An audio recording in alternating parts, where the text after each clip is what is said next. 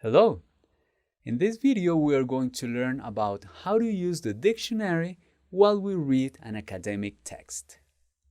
To begin, and to prepare you for the text that you are going to read first, let me ask you this question. How does your body recognize the texture and temperature of an object that you touch? So if you touch an object, how do you recognize the texture? I mean, if it's rough, it's smooth, and the temperature, if it's hot or cold. How does your body do that? Do you know? Probably the text that I'm going to read with you will give you a better answer to that question. So, read the following text about the human nervous system. All right, let's read it together. The human nervous system is a collection of cells specialized in conducting electrical signals continuously sent from one part of the body to another, electrical signals. It is composed of neurons and extensions of them which are responsible for coordinating a variety of vital functions. It is organized as the central nervous system, including the brain and the spinal cord, and the peripheral nervous system, which reaches the rest of the body. All right, central and peripheral. Its four main functions are to control the body's internal environment, spinal cord reflexes, memory and learning, and movement. Those are the four main functions. All right. So now I have some comprehension questions for you to make sure that you understood the main ideas of the text. All right? First, what type of signals are transmitted throughout the body? What type of signals? Electrical signals. Which are the main parts of the nervous system? Which are they? The central and the peripheral nervous system. All right. And finally, how many functions does the nervous system have? That's a tough one. Oh, no, it's only how many.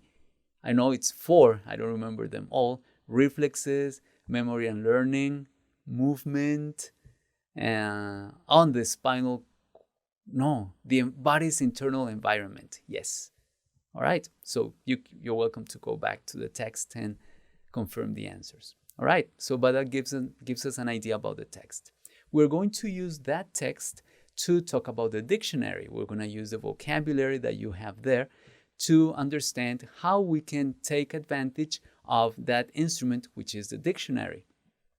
Dictionaries right now, most of them are digital, although you may have some special format that you may like, but in general, they all have the same parts. So I would like to show you the parts of a dictionary that you are welcome to explore to make a better use of that instrument or of that tool.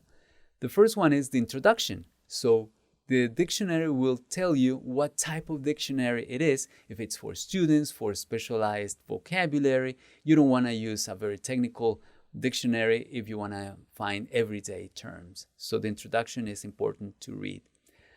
They also have a pronunciation guide because the pronunciation will be represented by symbols and you will need to know how to interpret them and how to pronounce those symbols. Usually they use as examples, they use words that you already know how to pronounce or that are very common. So in that way, you know how to pronounce the words that they describe there.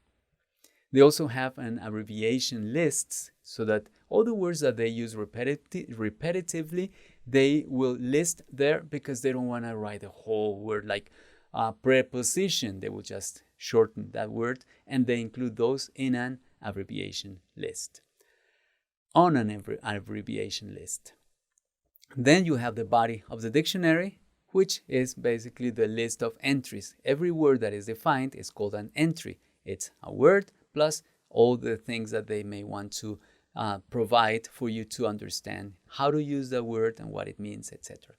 And most dictionaries have some supplements, meaning tables that describe measurements, units, etc., information, facts, Or they may have some formats, like there are some dictionaries that give you the formats of how to write a letter, how to fill out some forms. So it is good to explore all those things that your dictionary may have, either the paper or the online format, right? So now, with all those features, how do we use a dictionary? How do we look up a word? To look up a word means to find it on the list of words that they have.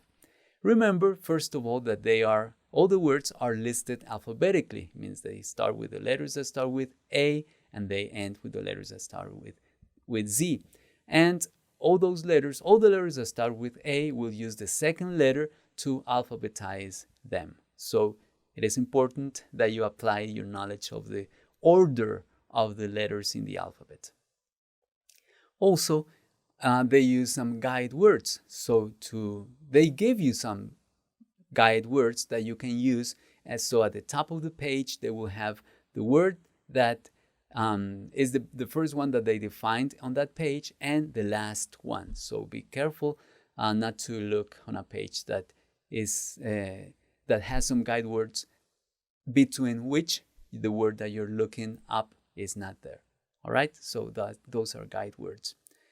Remember, when you have the right page, so you scan your words. So if you're looking for the word house and you found the letter H and you found according to the guide words, you know that the word is there. So you just quickly scan the word there, and then you have to look at all the information that they have for you. So you may have to identify the following items, especially because they only don't have just the definition or the pronunciation. They may have more than just that. Okay, so usually they have the word, they have the pronunciation, and in the body of the entry they may have the following parts. One of them is the part of speech the word corresponds to. They will have different definitions according to what part of speech that is. I'll tell you about parts of speech in a moment, but whether the one word may mean something different as a noun or as a verb or as a preposition, etc. Right? Then they have the definition or the definitions, because many words will have more than one meaning, so they need more than one definition for that word. They may include at the end, they'll have some word families or words that are related to that. Where, for example, if you're finding the word social, so they have socially, society, all the words that are familiar, that are relatives, let's say, of that word that you're looking up. So all the words are written similarly, and they have different functions. And sometimes they include, or most of the time they include, synonyms that are good for you to learn. All right?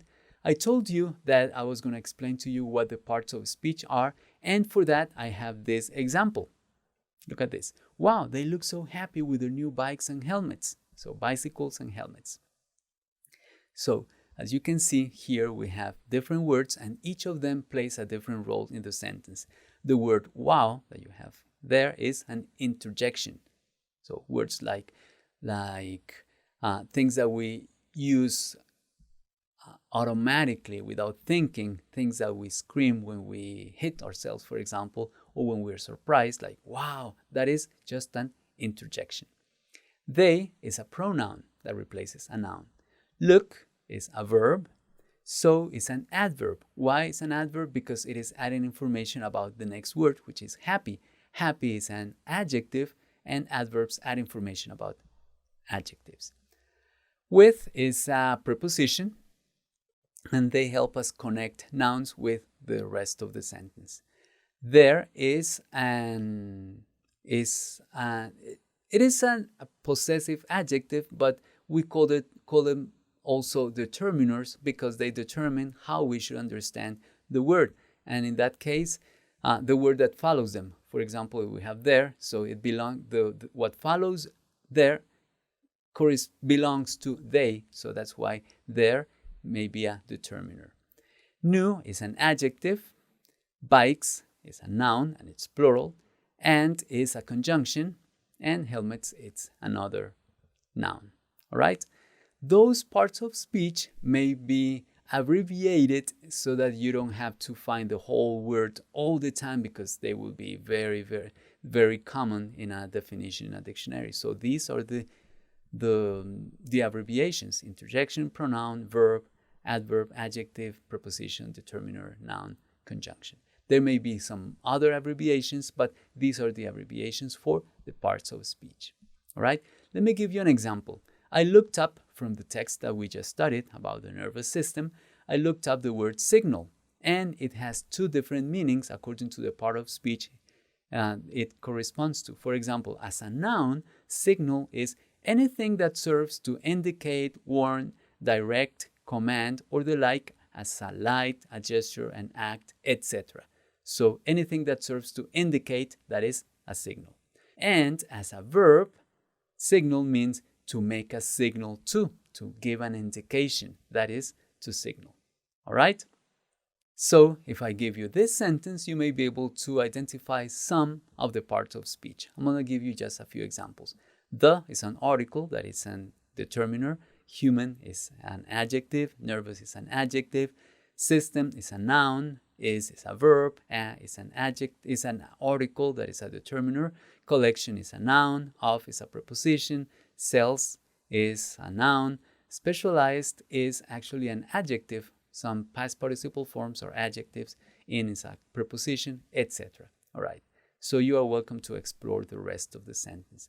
But I have a very short practice activity for you. And this is something that you will need to practice so that you can use or make good use of the dictionary. And it's the parts of speech. This is the practice activity. Classify the words below from the following sentence according to the part of speech they are. So this is the sentence here, and these are the words that I would like you to classify. So I'm going to give you a minute. So pause my video, complete the activity, write in front of each one what part of speech they are, and I'll show you the answers in a moment. Go ahead, pause my video, complete the activity, please. Excellent. I hope that you did complete the activity, and these are the answers. It is a determiner, it's also an adjective, but it's a determiner. For is an adjective. Numbers are adjectives. Main is an adjective in that sentence. The main functions. Yeah.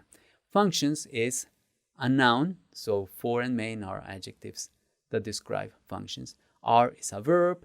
To control is a verb. The is an article, that is a determiner. Internal is an adjective. Environment is a noun. And finally, and is a conjunction. All right? As usual, I'm going to pause my video so that you can listen to the pronunciation of this text, because I would like you to have the chance to practice your own pronunciation as well. All right? So I'm pausing my video, listen to the pronunciation, and practice when you hear the pronunciation. All right? Go ahead. The human nervous system is a collection of cells specialized in conducting electrical signals continuously sent from one part of the body to another. It is made up of neurons and extensions of them, which are responsible for coordinating a variety of vital functions. It is organized as the central nervous system, including the brain and the spinal cord, and the peripheral nervous system, which reaches the rest of the body. Its four main functions are to control the body's internal environment, spinal cord reflexes, memory and learning, and movement. All right. Thank you very much for having practiced the pronunciation of that text, with which we learned about the dictionary and in particular about parts of speech that we find in the dictionary. Thank you very much for your work, and I'll see you in the next video.